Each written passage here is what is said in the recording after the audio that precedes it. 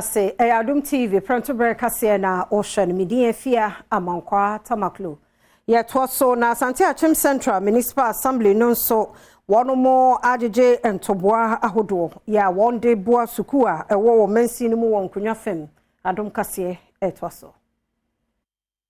Asante-Akyem Central Assembly na niku enwumasua wonti afi Asante-Akyem Festival wodi hye so no wodi aya for bodwumedia wabwabwa sika no ede betere enwumasua mu enkanka ne nkonwa adesuafo betena so ewo suku ahodo emu mesiri penimpa wa Asante-Akyem Central ya kwakye no chese wojama aban ko anya de ono kwa betimi aye senti Asante-Akyem Festival yi afi biya de wo ye enese wodi beboa ama nwumasua etimi akonkan Yankofo Sadaro Asante ya teaching any tina omo sufri Asante-Akyem Central omo kasa yo omo ankwankwe ene omo aban ya peja omo na ebo omo mane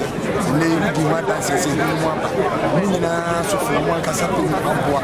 ama jumadi no ai krabehwe mechi onyina wa Asante-Akyem domi abra anabafo wusu bedi akon ebo assembly ni mensiri krachi yaba so se ebre ti se ye wo mo atimi adwene ho se wo beso enhomasua asene ewo mensini no emu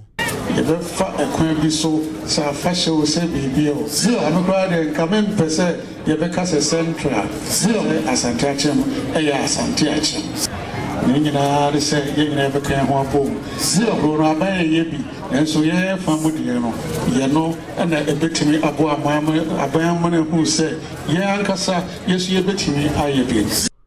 oni nyina emu no titirani ano da Asante-Akyem Festival Committee ano Francis Aboaje kwaten ene yamane boni Isaac Amuako atwetwe nkomo no kyerese adesuafo wa mu tete nuase esuade ni nyina opese wo yi wo mu free ho ne senti ene wotu sa na moyi. It's a vision on its own. Say a festival. In addition, say they boyen in a cargo miaji and you know, some boyen and some answer to the needs of the people. And Kwada, a school from Kwada, or Motif for Musia there, a Bapuama, a school no idea, Akoso, Ama Kwada, so a feature at my bright.